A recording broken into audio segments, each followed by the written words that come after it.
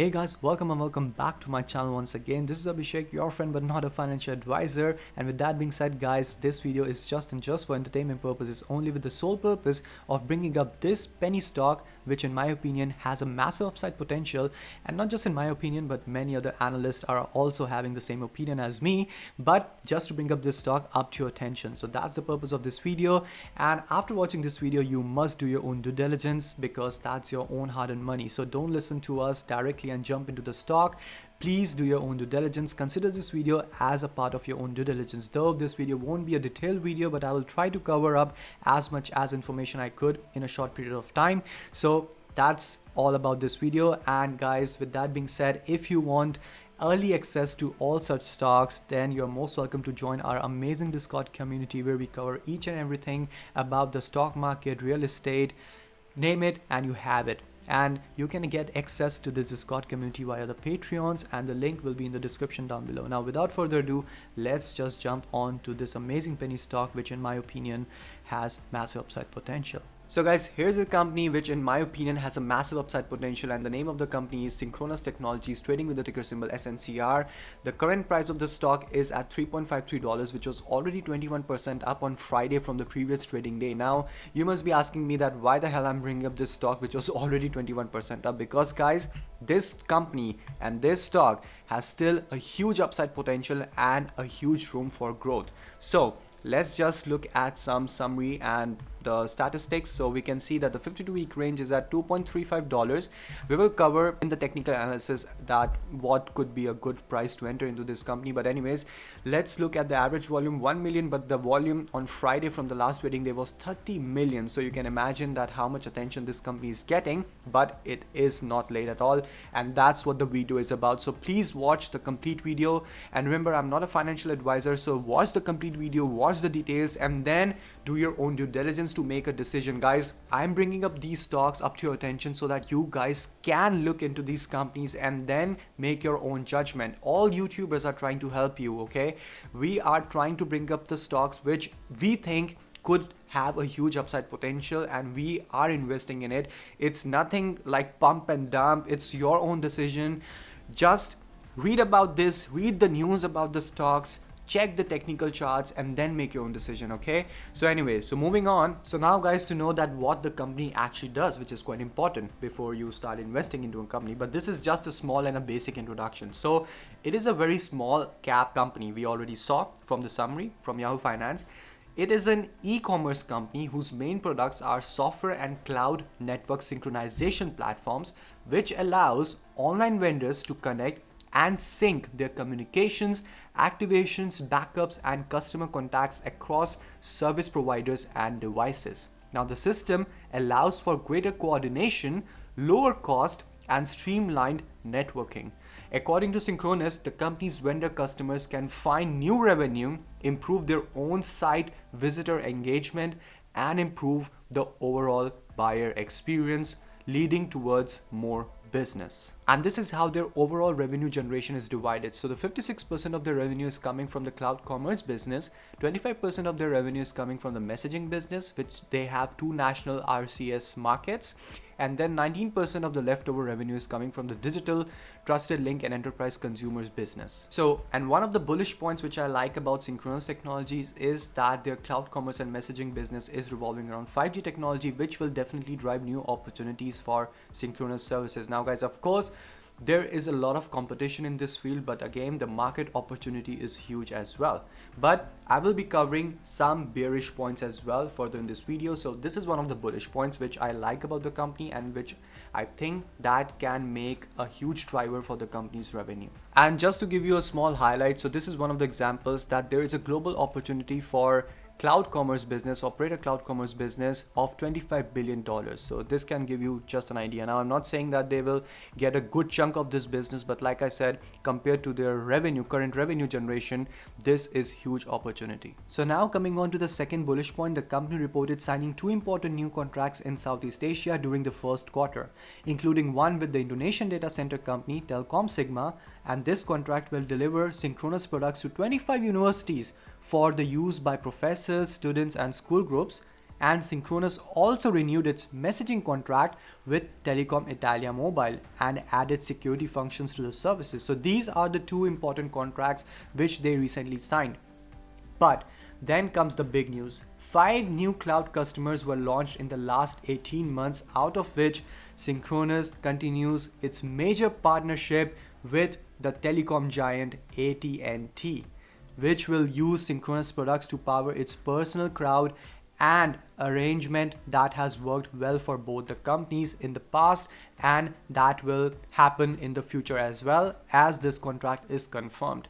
And guys, this is one of the bullish points which is quite amazing, because this will ensure that the company will have a consistent cloud revenue growth, because like we saw, their majority of the revenue is coming from the cloud commerce business. Now coming on to the third bullish point, which is considering the financials. Now with respect to financials, we do have few bullish points but then few bearish points as well. But first let's cover the bullish part of the financials. So in its recent financial report for Q1, the company actually posted revenues of $65 million, which was slightly above the consensus estimates of $63.5 million, which is quite bullish to be honest. But anyways, adjusted EBITDA of $5.5 million was reported, which well exceeded the analyst predictions of $2.5 million and was driven primarily by recurring revenue sources. So this is important, that they do have recurring revenue resources for generating the revenue growth. And as a result, the company raised its EBITDA guidance for the first year of 2021 between $32 million and $37 million from $30 to $35 million. So as you can see, that the lowest they expect the adjusted EBITDA to be $32 million and the high they expect to be $37 million, which represents the adjusted EBITDA growth of 15% to 33% year over year respectively. Now they also expect that the total revenue should improve sequentially going forward with the acceleration in the back half of the year because of the new contracts which you already saw, and the renewal contracts, and because of the recurring revenue. Plus they also expect that the cloud subscribers in the US market will grow substantially, and also they're expecting to become profitable with free cash flow. But this we will see if they become or not. And then coming on to our another bullish point, which are these ratios. So coming on to the price to sales ratio, just look at this guys, 0.56. this is amazingly and surprisingly low. So anything below 1 is super undervalued, and that is why I have bought this stock up to your attention, and that's why the analysts have upgraded their price targets for SNCR, which we'll get on to in a moment as well, which is a part of the bullish scenario for this company. Price to book value is 6.89, which is not that bad at all, and enterprise value is just sitting at 1.49.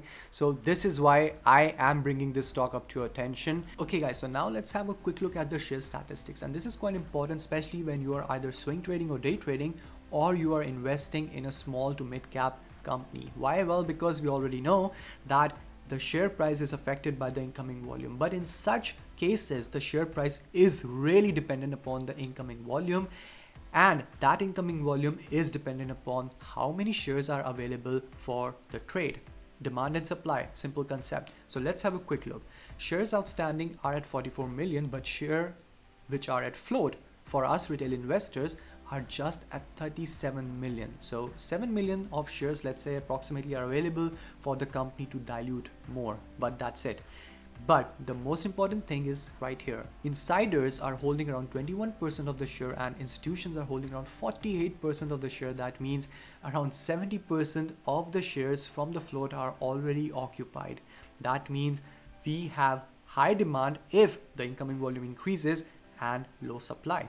But like I said guys, the company has a history of diluting their shares, so let's see. But for now, these numbers are a good recipe for a price surge. And look at this, short percent of float is sitting at 18% right now. If this keeps increasing, yeah, then we can have this famous phenomena which is just happening nowadays, short squeeze. So I'm not discussing about short squeeze here, but yeah, that could happen if this just keeps increasing. But anyways, since now we are on the same page, we should also discuss the bearish points because I won't come here back again.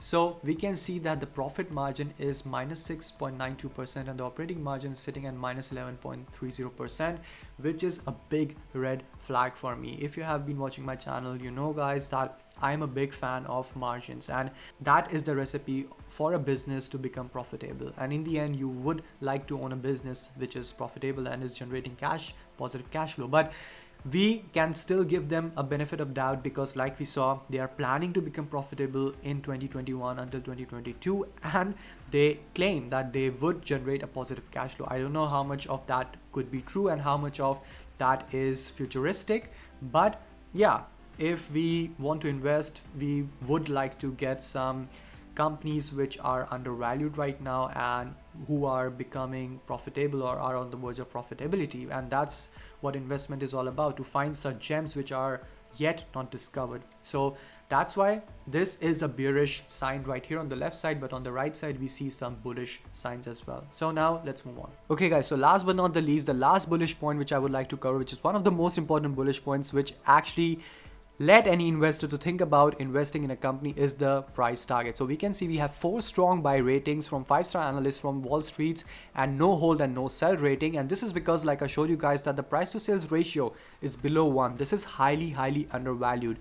And also what analysts believe is that if the multiple is enterprise value to its revenue, even if it reaches closer to its peer multiples, which is 3 times the enterprise value to its revenue, or even if it reaches 2 times the enterprise value to its revenue, then on 2022 estimates, then alone the price target could be $8. And this is a meaningful upside potential to the current share price, approximately of 100%, more than 100%.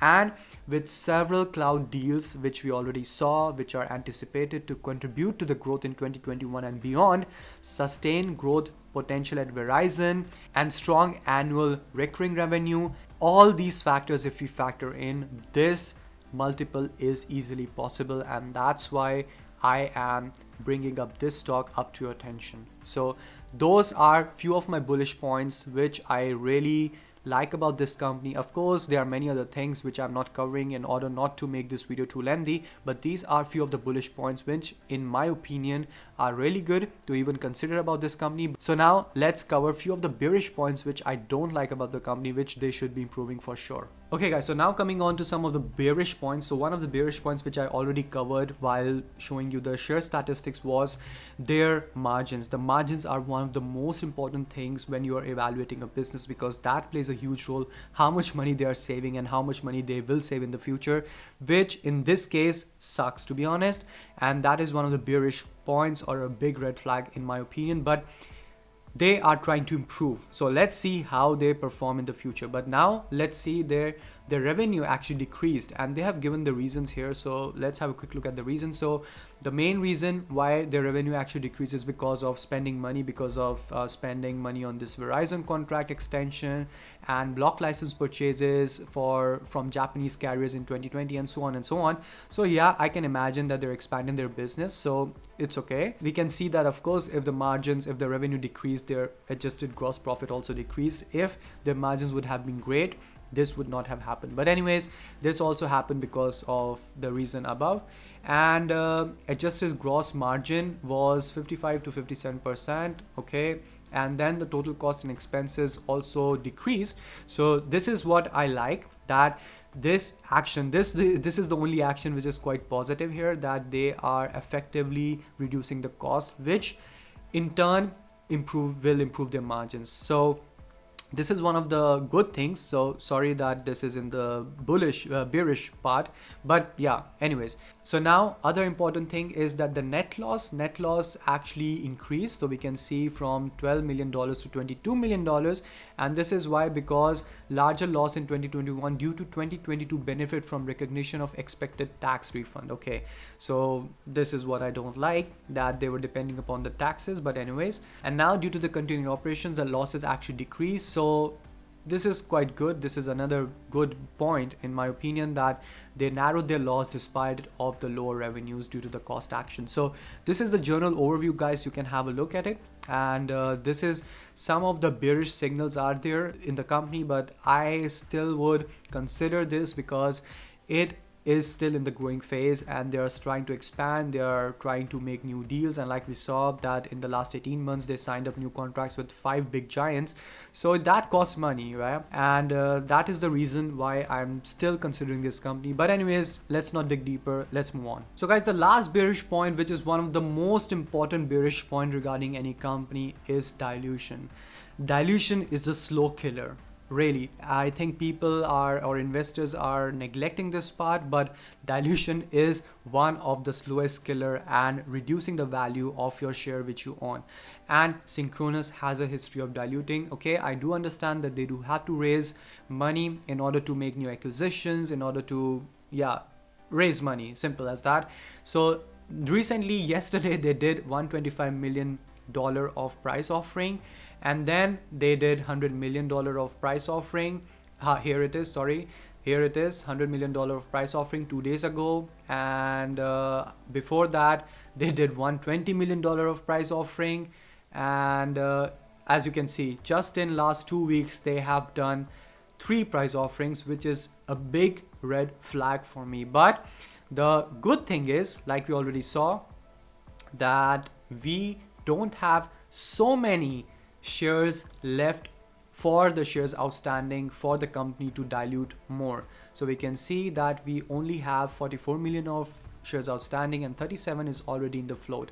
So maybe we can face 2 or 3 more shares dilutions, but I don't think they will do this in the coming future. I mean, maybe later, because now, like we saw the financials, they do have enough of cash left. So let's see how long it goes. We must wait for the Q2 results, and there they should announce if they are doing any share dilutions or anything. But I don't expect any share dilutions now in the near future, like in 1 or 2 weeks. But yeah, you never know what the management is thinking about and what the management is deciding. So this is one of the red flags that you should be aware about. Share dilution can happen. And now let's jump on to the technical analysis. We are done with our bearish and bullish factors and signs and analysis. So you have the qualitative and quantitative analysis. Now let's just jump on to the technical analysis to see what could be a good buying range in my opinion. Yeah, that's just my opinion. Okay, so let's move on. Okay guys, so here we are on the 1 year daily chart, and just at the first look we can see one big bearish sign, which is that the 50-day moving average, which is represented by this purple line, is trading below the 200-day moving average, which is represented by this dark green line, which means that the stock momentum is not in favor of the stock price. So the momentum since last 50 days is lower as respect to the momentum in the last 200 days. But anyways, we do have a really big curl up. This is because the trading volume was amazing on Friday. 30 million shares were traded on one day, with respect to the average volume, which is just 1 million. Okay, this is one of the bullish signs, and we can see that the stock price jump was not that bad with respect to the older times. So we can see, if we consider that this was a new support level, then this support level was tested and the stock price jumped 21%, and still this is actually a resistance level from the older times. So that means we still have a good upside potential, but of course many resistance have to be broken, which we'll cover. But in this way, we see that the stock price actually went above the 21-day exponential moving average. That means that we do have a good momentum. As we can see, RSI is curling up, quite up, and it is reaching the overbought region, which is not that good in one day. But anyways, let's observe. And this is the only thing which I wanted to say, that the stock price is now trading above the exponential moving average, 21-day exponential moving average, which is one small bullish signal. Now coming on to some of the Fibonacci retracements levels, we can see that the stock price is now trading at 3.53. That means it already crossed this support level, and now it is heading towards the second support level, and this would be my sign. So if the stock price would cross this support level, and if this support level will be tested nicely, then I would think of buying into this company. Otherwise, no, I wouldn't. Because for me, 21% upside is okay. Like I said, we still do have a huge upside potential on this one, but I would still like to improve my risk margins, and that's why I would wait for a retracement, because this 21% spike was huge, and I predict, or I hope, that it returns to the normal level. Okay, it might not return to this support level again, but maybe we might face a small dip. And if we just check the resistance levels, so we can see that we do have a resistance at 3.75, and that is what I'm expecting, that it might retrace back from this resistance and then come back to that support level which we already saw. Okay, like I said, not totally to the support level, but I should see a pullback, and if in case I do see a pullback, then I will think of opening up a position into this company. But like I said, guys, there is still a good possibility to open up a position, because if you see the past history, this is not that high. Okay, 3.53 is not that of a high price. It is still, let's say the lowest was in the last 1 year 2.25, and let's say 2.69 was a good support. So we are still just 20 to 30% up, and which was just in one day. Yeah, we can see that this 20 to 30% was already covered just in one day. So it is still not that bad of a deal to enter at this price. But like I said, this is just my personal opinion. I would definitely wait until I observe this resistance and the support which we saw before is tested nicely, and I do expect a pullback, and in that case I would see or wait for a support, or if not a support, then I would see that how many green candles are forming above that pullback, and then I would think of entering into this company. But again, in overall, let's say if I have to conclude this, I would say that this is a good buy in my opinion, but that's just my opinion, guys. Watch the complete video until the end, and then do your own due diligence, and then only make a decision. So that's all, guys. That's all from the technical point of view, and that's all for this company. I wanted to keep this video short, but I think it will be of 10 minutes. So anyways, and with that being said, let's finish this video.